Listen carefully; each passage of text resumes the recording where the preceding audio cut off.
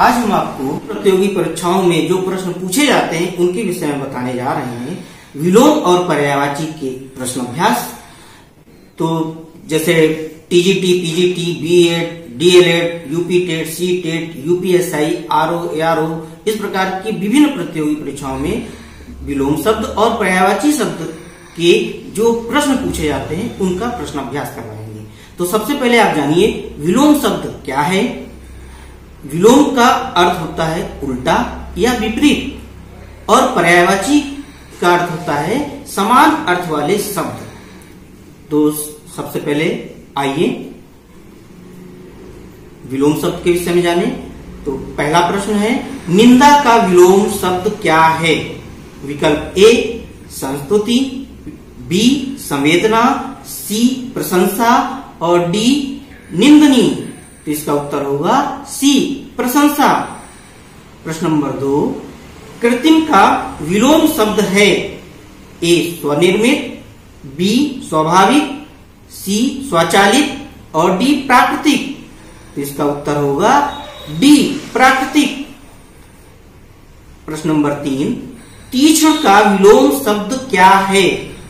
विकल्प सुनिए, ए तीव्र, बी क्षीण, सी कुंद, डी प्रखर। तो इसका उत्तर होगा सी कुंद। प्रश्न नंबर 4, तिमिर का विलोम शब्द क्या है? विकल्प सुनिए, ए ज्योति, बी प्रकाश, सी ज्योतिर्मय, डी आभास। तो इसका उत्तर होगा ए ज्योति। तो मुख्य रूप से आप ये जानिए कि जब तद्भव का विलोम तद्भव किया जाता है और तत्सम का विलोम शब्द तत्सम होते हैं। तो तिमिर का अर्थ होता है अंधकार और ज्योति का अर्थ होता है प्रकाश।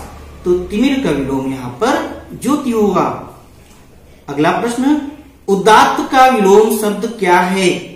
विकल्प सुनिए, ए अनुदात्त, बी दानशील, सी क्षमावान, डी उद्धत। तो इसका उत्तर होगा ए अनुदात्त। उदात्त का विलोम अनुदात्त होगा। अगला प्रश्न, स्थावर का विलोम शब्द क्या है? विकल्प सुनिए, ए चंचल, बी चेतन, सी जंगम, डी सचल। तो इसका उत्तर होगा सी स्थावर का जंगम विलोम शब्द होता है। प्रश्न नंबर 7, मूक का विलोम शब्द क्या है? विकल्प सुनिए, ए वाचाल, बी मृदुभाषी, सी कटुभाषी और डी अल्पभाषी। तो मूक का विलोम होगा वाचाल। इसका ए विकल्प सही होगा। अगला प्रश्न, निर्दय का विलोम शब्द क्या है? विकल्प सुनिए, ए हृदय, बी सदय, सी सहृदय और डी कठोर। तो इसका उत्तर होगा बी निर्दय का सदय। अगला प्रश्न, ग्रस्त का विलोम शब्द क्या है? विकल्प सुनिए, ए त्रस्त, बी ग्राह्य, सी मुक्त, डी लुप्त। तो इसका उत्तर होगा सी मुक्त। जैसे पीड़ाग्रस्त, पीड़ा मुक्त। तो इसका उत्तर मुक्त होगा, ग्रस्त का मुक्त। अगला प्रश्न, निम्नलिखित में से कौन सा विलोम युग्म त्रुटिपूर्ण है? विकल्प सुनिए, ए व्यास समास, बी आहार विहार, सी क्षर अक्षर, डी स्वल्पायु चिरायु। तो इन युग्मों में से आपको बताना है कौन सा विलोम युग्म त्रुटिपूर्ण है। तो विकल्प इसका होगा बी आहार विहार। अब आइए आपको हम पर्यायवाची के विषय में ले चलते हैं। पर्यायवाची के शब्दों के विषय में जानिए, उनके प्रश्न कैसे पूछे जाते हैं। अगला प्रश्न, अटवी निम्नलिखित में से किस शब्द का पर्यायवाची है? विकल्प, ए अग्नि, बी जल, सी इंद्र, डी जंगल। तो इसका उत्तर होगा डी जंगल। अटवी जंगल का पर्यायवाची है। अगला प्रश्न, आरसी शब्द का पर्यायवाची है। विकल्प सुनिए, ए कंगन, बी वस्त्र, सी दर्पण और डी फारसी। तो इसका विकल्प सी सही होगा। आरसी का दर्पण होता है। अगला प्रश्न, निम्नलिखित में से चमू शब्द का पर्यायवाची है।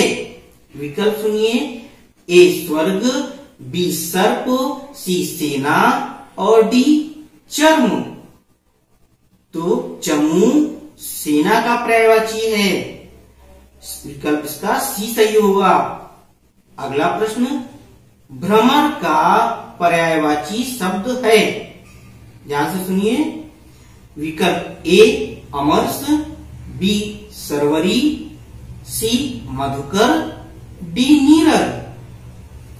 तो इसका विकल्प होगा सी मधुकर। भ्रमर का पर्यायवाची मधुकर होता है। अमरस क्रोध का पर्यायवाची है और सरवरी रात का पर्यायवाची है और नीरद बादल का पर्यायवाची है और मधुकर ये भौरे का पर्यायवाची है। भ्रमर मीन्स भौरा। अगला प्रश्न, निम्नलिखित में से बाण का पर्यायवाची नहीं है। प्रश्न ध्यान से सुनिए। निम्नलिखित में से बाण का पर्यायवाची नहीं है। विकल्प ए विशिख, बी सिलीमुख, सी नाराज और डी प्रभंजन।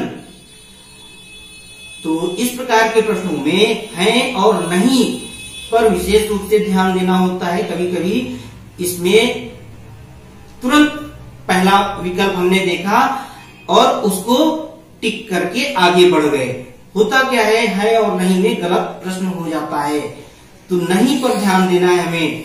तो 3 इसमें बाण के पर्यायवाची हैं और एक नहीं है, तो हमको वो खोजना है। तो बाण का पर्यायवाची इसमें प्रभंजन नहीं है। विशिख भी होता है, श्रीमुख भी होता है, नाराज भी होता है। तो वायु का पर्यायवाची प्रभंजन है। तो इसका विकल्प डी सही होगा, प्रभंजन। अगला प्रश्न, निम्न में से नाव का पर्यायवाची शब्द नहीं है। विकल्प ए बेड़ा, बी तरणी, सी डोंगी, डी तटनी। तो इसका विकल्प डी होगा, तटनी। बेड़ा, तरणी और डोंगी ये नाव के पर्यायवाची हैं, जबकि तटनी नदी का पर्यायवाची है। अगला प्रश्न, अर्णव शब्द का पर्यायवाची नहीं है। विकल्प ए जलधि, बी रत्नाकर, सी अंबुधि और डी पन्नग। तो अर्णव का पर्यायवाची इसमें पन्नग नहीं है। पन्नग सर्प का पर्यायवाची है। बाकी तीनों अर्णव के पर्यायवाची हैं। जलधि, अर्णव मतलब समुद्र, जलधि मीन्स समुद्र होता है, रत्नाकर मीन्स भी समुद्र होता है और अंबुधि मीन्स भी समुद्र होता है। पन्नग का अर्थ होता है सर्प। तो पन्नग सर्प का पर्यायवाची है। अगला प्रश्न, अक्षी शब्द का पर्यायवाची नहीं है। तो अक्षी का इसका विकल्प सुनिए। ए लोचन, बी चक्षु, सी नयन, डी आभा। तो इसका विकल्प होगा डी आभा। आभा ये किरण का पर्यायवाची है और लोचन का अर्थ होता है आंख, चक्षु का अर्थ होता है आंख, नयन का अर्थ होता है आंख और अक्षी का अर्थ होता है आंख। तो ये आंख के पर्यायवाची हैं। तो अक्षी का पर्यायवाची इसमें जो नहीं होगा वो है आभा, डी। अगला प्रश्न, द्विज शब्द का पर्यायवाची नहीं है। बहुत महत्वपूर्ण प्रश्न है। ये विभिन्न प्रतियोगी परीक्षाओं में लगातार कई बार पूछे गए हैं। तो इसका विकल्प सुनिए। ए ब्राह्मण, बी पक्षी, सी दांत और डी हाथी। तो द्विज का पर्यायवाची हाथी नहीं होगा। बाकी तीनों द्विज के पर्यायवाची हैं। अगला प्रश्न, रसाल शब्द का पर्यायवाची नहीं है।